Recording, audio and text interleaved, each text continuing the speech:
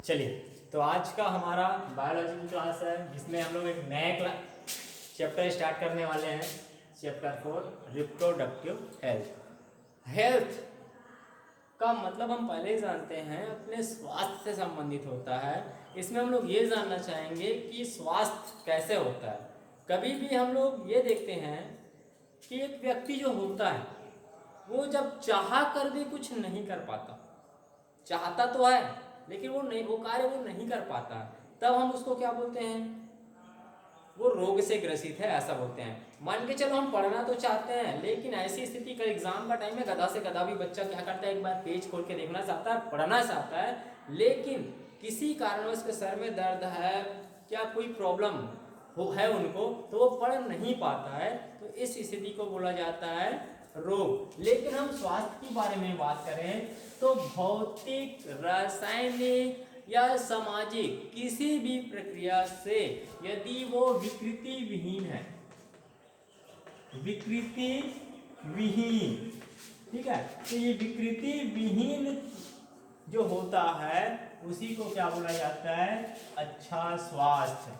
ठीक है, अच्छा स्वास्थ्य के नाम से इसको जाना जाता है। विकृति विहीन व्यक्ति जो होता है वो स्वास्थ्य के अंतर्गत इसमें गिनती आती है। चलिए, अब हम लोग बात करते हैं जनन स्वास्थ्य से संबंधित होता है। जनन स्वास्थ्य,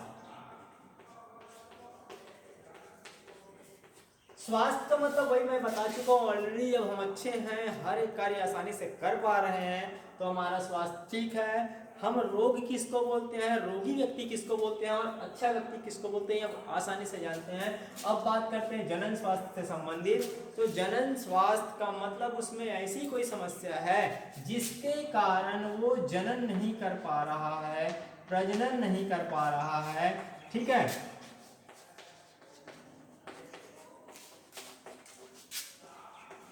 या फिर हम बोल सकते हैं कि संतान उत्पत्ति वो नहीं कर पा रहा है।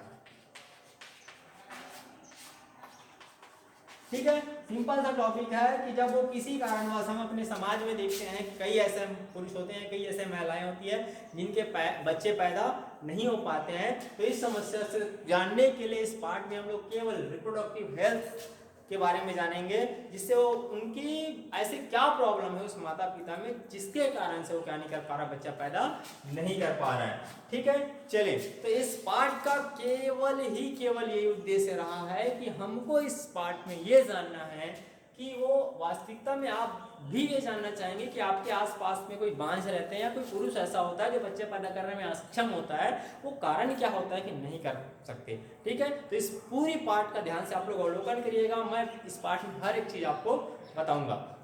चलिए, आगे बात हम लोग करते हैं। तो प्रजनन स्वास्थ्य का महत्व क्या चीज है जिससे हमको एक अच्छे संतान पैदा कर सकें और आसानी से वो संतान की प्राप्ति हो सकती है, और इसका जानकारी आपको आवश्यकता क्यों है।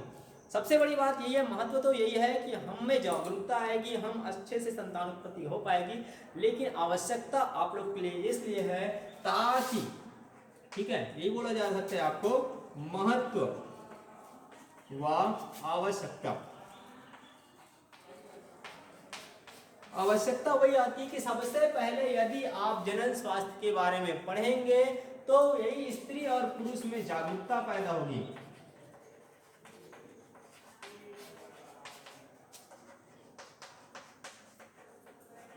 ठीक है, सबसे पहला बड़ा टॉपिक यही आता है कि आप यदि इस पार्ट को पढ़े, अच्छे से जानना चाहते हैं तो कारण क्या है जिसके कारण से कि बच्चा पैदा नहीं कर पाता है, तो स्त्री और पुरुष में जागरूकता पैदा हो जाएगी।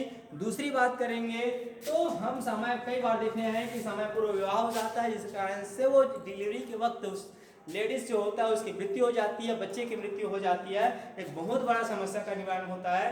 तो हम उसके लिए अंकुरण की स्थिति के बारे में जानेंगे, उस व्यक्ति में जो पूर्णता होती है, प्रजनन की उम्र के बारे में जानना है।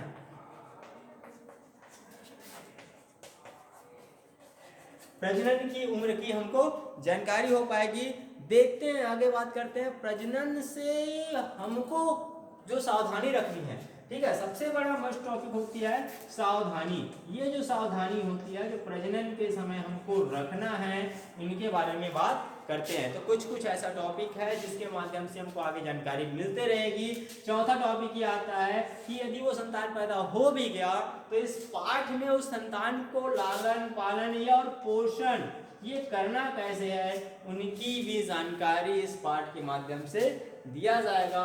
अतः आपको इस पाठ के महत्व और आवश्यकताओं को समझना है। सिंपल सा टॉपिक है। यदि कोई भी व्यक्ति आसानी से संतान उत्पत्ति करने में सक्षम नहीं है तो उसको जनन स्वास्थ्य से संबंधित प्रॉब्लम है, समस्याएं हैं, वो रोगी है और किसी भी प्रकार की कोई समस्याएं आ नहीं रही है, विकृतिहीन है, तो हम उसको जनन से संबंधित कैसा समझेंगे, स्वास्थ्य समझेंगे।